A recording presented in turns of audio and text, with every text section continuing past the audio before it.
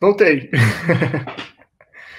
Então, agora a gente vai ter um bate-papo com a professora Maria Cristina Arias e alguns dos nossos alunos. Então, eu queria receber a professora Cris. Cris, obrigado pela presença. Você está mutada, se for falar. E receber de volta a Paula. Oi, gente. Oi, pessoal. Acho que ainda é bom dia. Vamos estar aqui com vocês. Aí agora recebemos o Marco também. Oi, Marco, tudo bem? Então, gente, vamos seguir. Eu respondi algumas das que foram feitas antes. Se vocês quiserem completar alguma coisa, é à vontade, nessas perguntas que eu respondo no final. E aí, mandem perguntas, por favor, a gente conseguir mover esse bate-papo, né? O nosso interesse aqui é responder as perguntas de vocês, as dúvidas de vocês a respeito da biologia, né? Então, fiquem à vontade, façam as perguntas que a gente vai tentando responder dentro do... Eu acho que, para começar, eu queria que você podia falar um pouquinho sobre esses protocolos de genética na escola, né, que tem um projeto do IB que faz capacitação de professores e também promove algumas ações educativas para os professores usarem nas salas de aula, né, e esse é um dos protocolos usados, o que eu acabei de fazer. O IB tem uma grande participação em extensão, como vocês já viram, e tem um grupo que é ligado ao Centro de Estudos do Genoma Humano e Células-Tronco, liderado pela professora Eliana Dessen, que eles fazem muito trabalho de extensão. E é um trabalho muito bonito, que eles trabalham diretamente com professores das escolas públicas e dando capacitação a esses professores para trabalharem com materiais didáticos. Então, existem vários materiais para trabalhar especificamente genética, e os professores, então, genética também tem citologia, tem várias coisas, né? E esses professores, então, recebem um treinamento no IB, assim como alguns alunos da escola pública, porque eles serão os monitores lá na escola pública, e aí, então, isso se propaga. E a Eliana tem esses números, são fantásticos, assim, já atingiu não sei quantas mil pessoas, e esse trabalho, além dela fazer esse trabalho com as escolas, a Eliana também, ela é editora da revista Genética na Escola. Então, é uma revista que ela está sediada dentro da Sociedade Brasileira de Genética. Então, se vocês entrarem no site da Sociedade Brasileira de Genética, vocês vão encontrar lá a revista Genética na Escola. Então, é uma revista online, de livre acesso, e ela está recheada de experimentos, de sequências didáticas. Ainda essa semana saiu a edição, a última edição, ela está super linda, então, assim, são figuras muito bonitas, o conteúdo é super acurado, então passa por uma editoração, passa por uma avaliação, e os professores têm uma confiança, né, muito grande de usar esse material, porque é um material muito, a gente diz, curado, né, assim, já passou por revisões. E lá a gente tem várias experiências, sempre são materiais que são pessoas da própria comunidade científica, alunos de pós-graduação, de graduação e professores, que escrevem descrevem como se faz o material didático e como aplicá-lo em sala de aula. Então, é muito legal porque o material foi testado, ele funciona. Geralmente, esse material, ele é muito barato de ser feito. Essa é uma preocupação muito grande. Então, se a gente pensar num professor de escola pública, nas condições da escola pública, a gente também tem que considerar o preço desse material. Então, geralmente, todos os trabalhos que tem lá são com coisas muito simples, né? Com papel, cartolina, caneta, coisas fáceis de serem encontradas e, de certa forma, de baixo custo. Então, assim, aconselho todo mundo a entrar nessa revista, ela é especialista na área de genética, e lá vocês vão encontrar coisas muito legais. Então, que pode complementar o ensino médio de vocês, porque ela é voltada para professores de ensino médio, embora tenha atividades que a gente também usa na graduação. Então, ali sempre tem o público-alvo, Então, eu aconselho vocês, assim, como eu trabalho com genética, eu estou falando dessa revista e dessas atividades que são feitas aí no IB, voltadas para capacitação de professores e atualização desses professores na área de genética. Eu acho que, além disso, é legal a gente comentar que tem várias disciplinas que a gente cursa no IB que promovem ações educativas, tipo, fazer modelos didáticos para explicar algumas coisas. Então, isso tem tido um crescente muito grande nessa tendência dentro do IB, nas disciplinas tentarem desafiar os alunos em produzirem modelos didáticos sobre as coisas que eles acabaram de aprender. A Cris é professora de uma das disciplinas que tem esse projeto, que é Fundamentos de Biologia Molecular, e cada grupo de alunos tem que fazer um modelo para tentar mostrar para as pessoas e ilustrar os conceitos tão abstratos de biologia molecular e os processos e mecanismos que a gente estuda, que normalmente as pessoas não conseguem entender por ser muito fora desse universo, né? Aqui a gente tem uma pergunta da Laísa Rodrigues, que me interesso demais na biologia, mas sempre tenho o famoso receio. Será que sou capaz? É uma área incrível. Já pensaram algo do tipo? Alguém quer colocar alguma coisa? Eu posso responder. Então, como que é o nome dela? Eu esqueci. Laísa. Eu não sei se fala Laísa ou Laísa. Laísa, então, eu fiz biomedicina antes da biologia, né? Fiz um ano de biomedicina e eu tinha muita dúvida também da área e tal. E aí eu lembro que eu fazia a faculdade de biomedicina, mas eu tinha essa dúvida de que era seguir. E aí acabei conversando com uma professora minha da Biomed, que ela era bióloga, tinha feito na Unesp. E ela foi falando como era a área e tal, e foi me incentivando a me aventurar, né? Eu tinha um pouco de medo de entrar, mas aí acabei me convencendo e entrei, né? Prestei o vestibular e consegui passar. E assim, é muito legal a biologia. Acho que agora eu encontrei mesmo a área que eu queria e é um curso super legal, assim, é super interessante. Os assuntos são muito legais e se você acha que você gosta dessa área, eu incentivo assim mesmo, porque é um curso muito diverso, assim. É bem legal. Posso responder também? Ela perguntou, né, será que sou capaz e tal? Sim, a biologia é um lugar muito acolhedor, as pessoas, os professores e os alunos sempre ajudam as pessoas, então a gente tem a comissão de acolhimento agora, em que os professores acompanham os alunos dos primeiros anos, para ver se eles estão indo tudo bem nas matérias, estão com alguma dificuldade, alguma dúvida, e as matérias são muito, como é que eu posso dizer isso? Acho que elas são muito, tipo, companheiras, assim, sabe? Não são matérias que o professor fala, se vira aí, aprende aí. Não, são matérias que você é acompanhado, você tira dúvidas, mas enfim, eu acho que sim, não tem dúvida disso. Se você gosta da área, venha para cá.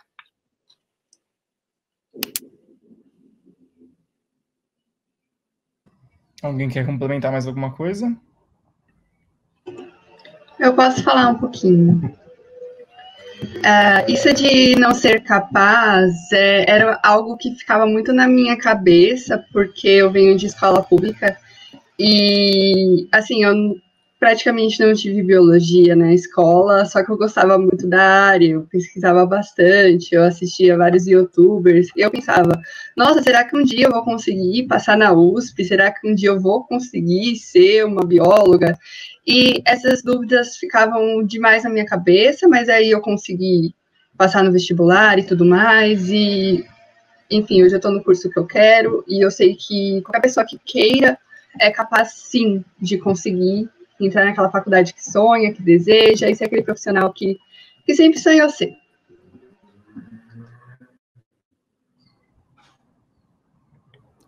Legal, gente.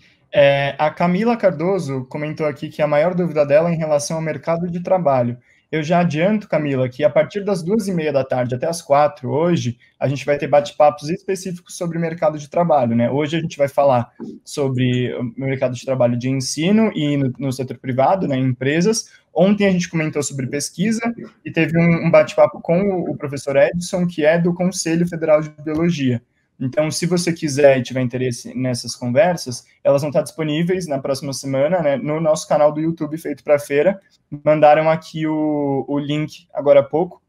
Então, se você quiser acessar mais tarde, para se inteirar desse papo, mas a gente pode conversar um pouquinho também agora sobre mercado de trabalho, se alguém quiser começar a falar. Posso falar. A gente já comentou bastante, e depois os vídeos estarão disponíveis, mas o mercado de trabalho para o biólogo, ele vem crescendo, assim, de uma maneira assustadora, né? A gente tem muitas áreas de atuação. Quando eu fiz graduação, isso há quase 40 anos atrás, a gente saía da faculdade com quase que duas opções, né? Ou eu seguiria para a docência no ensino fundamental, no ensino médio, ou iria seguir carreira acadêmica, fazer pesquisa e tentar ser uma professora universitária, né? Isso mudou muito ao longo desses anos. O campo de trabalho do biólogo é gigantesco. Então, eu aconselho você a entrar na página do CRBio, que é o Conselho Regional de Biologia. Lá você vai ver, assim, eles já dividem a área de atuação do biólogo em pelo menos 3 grandes frentes. Então, tem a área da saúde, tem a área da biodiversidade, e aí a gente vai vendo, né, aonde que o biólogo pode atuar. Então, tem coisas que a gente nem imagina, né? Então, o professor Edson, ontem, ele mostrou um exemplo, assim, que acho que é meio de ponta que está acontecendo, de regeneração facial, regeneração, alguma coisa estética, né, que tem biólogo trabalhando nisso. Então, a gente pode se encaixar em muitos lugares, né, e a formação do biólogo é muito ampla. Então, a gente tem essa versatilidade, a gente consegue se inserir em muitas áreas. E o que eu acho legal, por exemplo, a gente pode trabalhar junto com um agrônomo, junto com um zootecnista, junto com um veterinário, como a gente já falou hoje, né, de trabalhar, por exemplo, acho que foi o Marcos que falou, a gente pode trabalhar no zoológico e tal. O que eu acho legal do biólogo é que a gente tem uma visão muito ampla de tudo. Então, eu estou vendo um animal no zoológico, mas eu também estou atenta ao ambiente que ele está, as plantas que estão lá. Então, às vezes, a gente está lá e está vendo uma lagartinha, porque a gente também está vendo o mundo todo, né? E o que eu acho que é importante é que a gente acaba tendo uma visão evolutiva de todos os processos, né? Eu acho que isso faz uma diferença muito grande na nossa formação, tá? Alguém quer complementar a fala da Cris? Não? Então, beleza. A gente tem uma pergunta da Giovana Santos, que é como funcionam os auxílios moradia da USP? Alguém consegue responder? Eu posso responder. Então, aqui na USP a gente tem 2 tipos de auxílio moradia, né? Um é do alojamento, você entra no alojamento CRUSP, e também tem o auxílio moradia que eles dão um valor em uma bolsa, né, depositada na sua conta para te auxiliar a pagar o aluguel. Eu tenho esse auxílio aluguel, que ele me ajuda a pagar o aluguel da onde eu moro, que é perto da USP, e eu acho que o Saro, ele pode falar mais um pouquinho como que é o alojamento.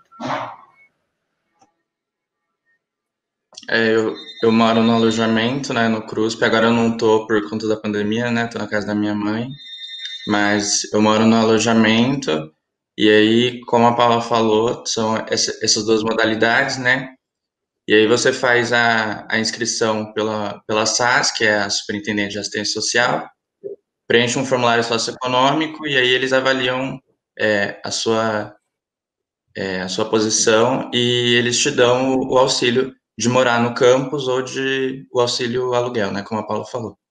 É basicamente isso.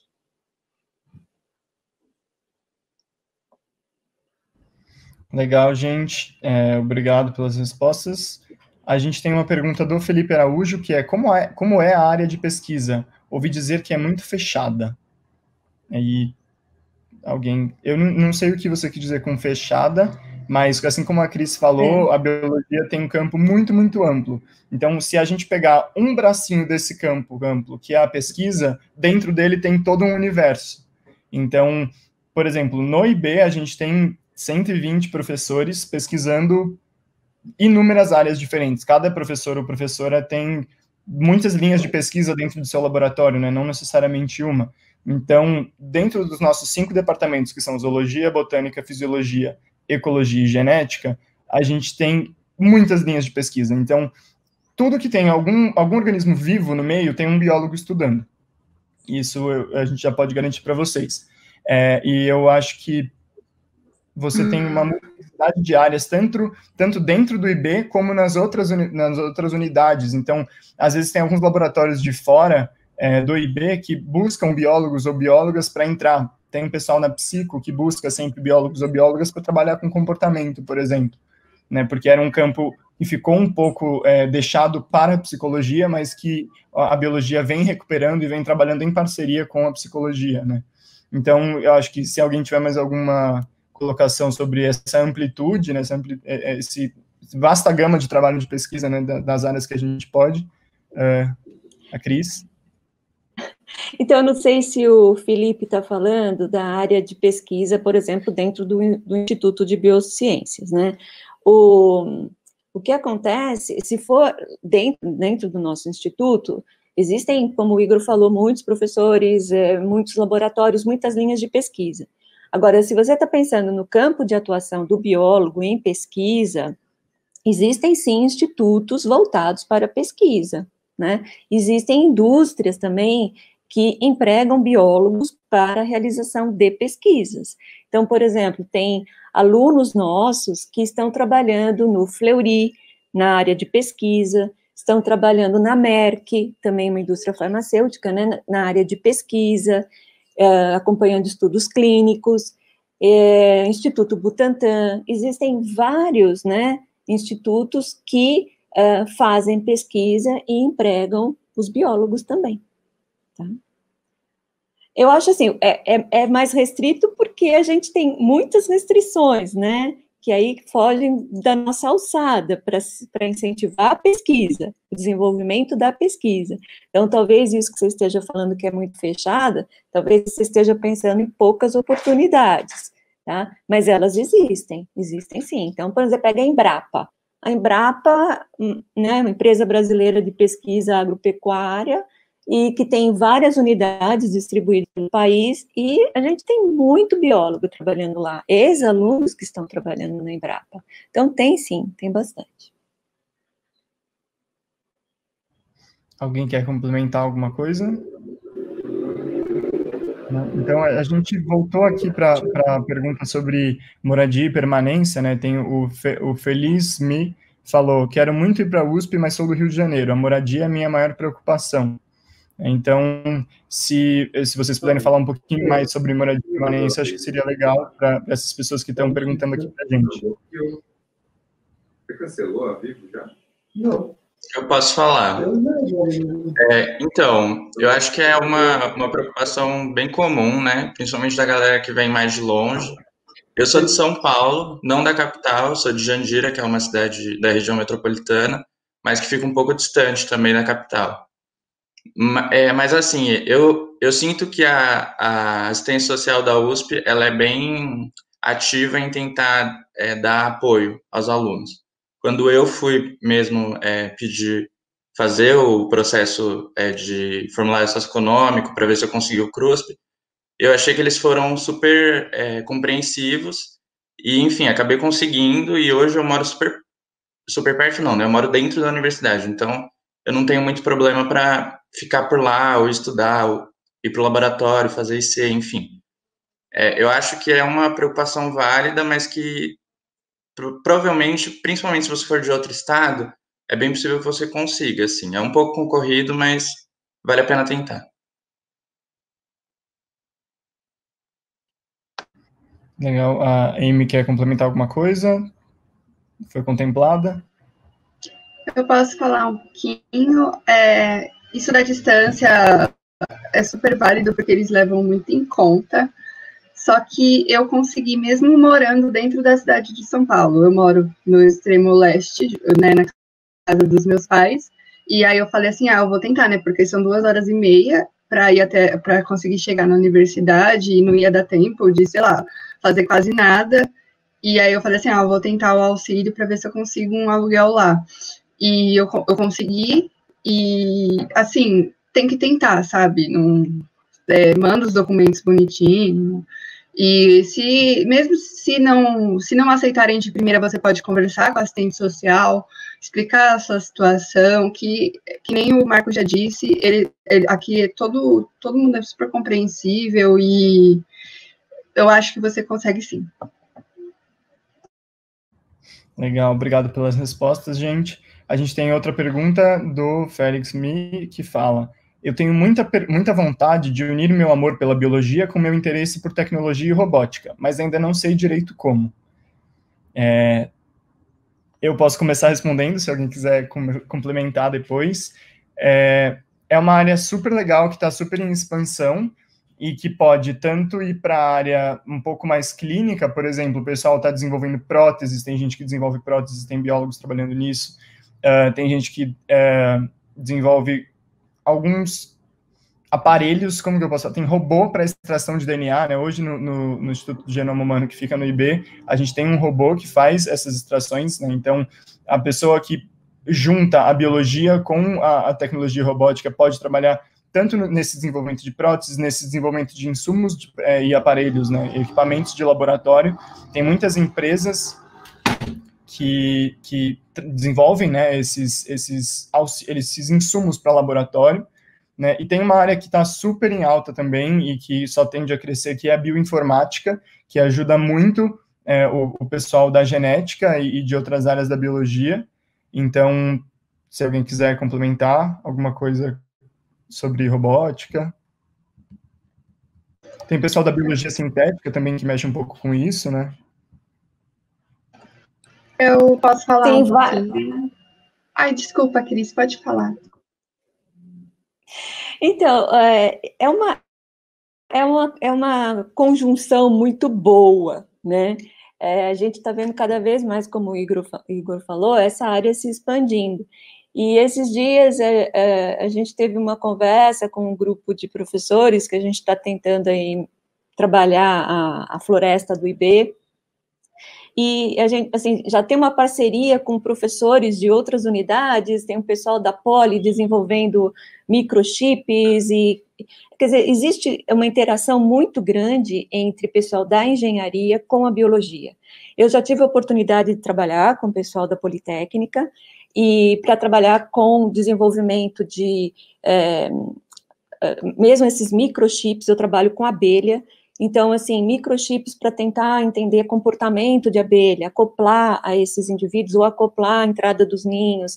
Então, existem muitas possibilidades. Você pode ser um biólogo e trabalhar em colaboração com o pessoal da engenharia elétrica, da eletrônica, enfim, da robótica, existem muitas coisas. Conheci também um biólogo do exterior que veio dar uma palestra aqui, trabalhava com aprendizagem de máquina, super interessante, porque ele também queria abordar essa mesma aprendizagem de máquina e relacionar isso com o comportamento animal. Ou, às vezes, é ao contrário, você estuda um comportamento animal e você tenta transpor isso para uma máquina, para uma inteligência artificial, um aprendizado de máquina.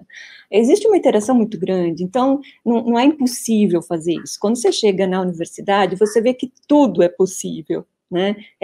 Depende muito da criatividade, das suas ideias, de encontrar os parceiros certos, de ver o que está acontecendo nas outras unidades, e existe uma interação muito grande. Então, eu tive essa oportunidade de trabalhar por 4 anos num grupo muito grande, onde metade era biólogo e metade era pessoal da engenharia, tá? Legal, Cris. Você queria complementar, Amy? Então, eu tenho uma formação anterior, eu fiz o técnico em informática, né, Tec de Itaquera, e, assim, eu era com ênfase em programação, eu também já fiz curso de Arduino, e entre outras coisas de robótica e programação, e eu uso muita coisa no curso de biologia aqui da USP, e eu acho que são áreas que, bom, eu acredito na interdisciplinaridade da ciência em geral, né? Eu acho que tudo que você queira casar, assim, dá para casar assim. Então, isso da tecnologia é super ligado à biologia. Então, se você quiser unir as duas coisas num projeto de ser futuro, pode ter certeza que você vai conseguir. Legal, obrigado pelas respostas, pessoal. A Júlia Félix perguntou se o mercado de trabalho do biólogo se choca com muitas outras formações. Alguém quer? Eu posso tentar. Vai lá, amiga. Olha, eu não sei se eu vou dizer que se choca. Eu acho que eu vou dizer se interliga, né? O trabalho do biólogo, ele entra em muitas áreas, né? E muitas vezes você não consegue fazer esse trabalho sozinho. Então, existem muitas áreas em que você precisa ter uma equipe, e nessa equipe precisa ter biólogo, precisa ter veterinário, ou precisa ter um biomédico. São trabalhos que exigem mais de um profissional, né? Mas existem, sim, capacitações que tanto biólogos quanto outros profissionais têm para fazer, mais na área de saúde, na área de pesquisa. Alguém quer complementar? A Débora, quando vocês puderem acessar os vídeos, né? A Débora ontem iniciou a nossa feira falando da profissão do biólogo, e essa pergunta também veio, e a Débora respondeu também, né? Então, vai na linha do que a Gabi falou, existem, sim, algumas sobreposições, né? E por isso que existem os conselhos federais, os conselhos regionais, que é uma tentativa de legalizar as atuações de cada profissional. E existe às vezes, algum, não atrito, mas enfim, né, principalmente dentro da área da saúde, né, porque o biólogo também pode atuar na área da saúde, tá? Então, mas deem uma olhada na apresentação da Débora.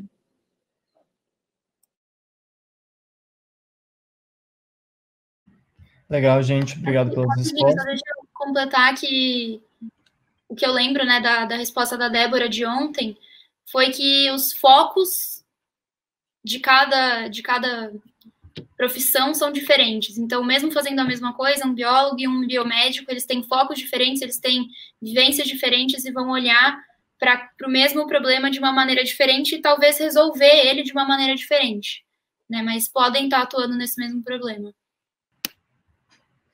Legal, gente. Obrigado pelas respostas. A próxima pergunta é do Félix Mi e pergunta: como são as ICs? Tem muitas opções de projetos? E quem quer responder? Posso responder também. Na verdade, assim, a IC, a iniciação científica, ela é muito uma escolha do aluno, assim. Existem pesquisas que já estão escritas, já estão propostas, né? Então, laboratórios propõem um projeto grande e propõem dentro desse projeto grande projetos pequenininhos de iniciação científica. Então, existe essa possibilidade de você entrar em um projeto maior de um laboratório e realizar uma tarefa de iniciação científica. Ou você pode conversar com os professores que você acha que são da área que você gosta e tentar traçar um projeto do jeito que você quiser. Existem essas duas opções.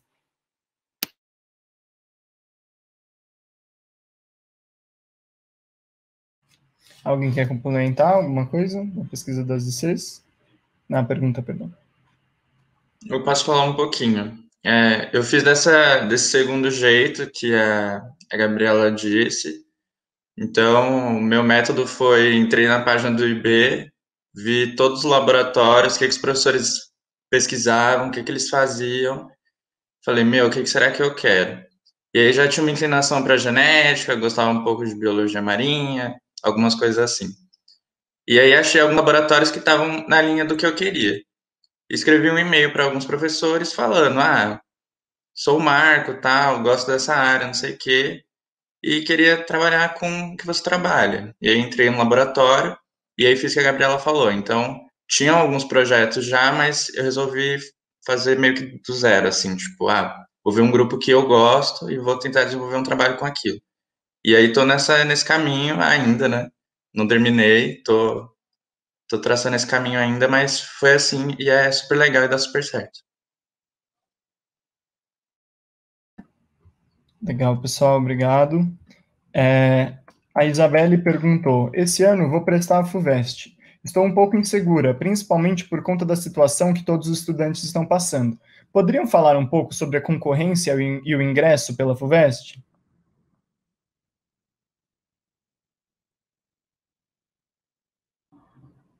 Alguém consegue?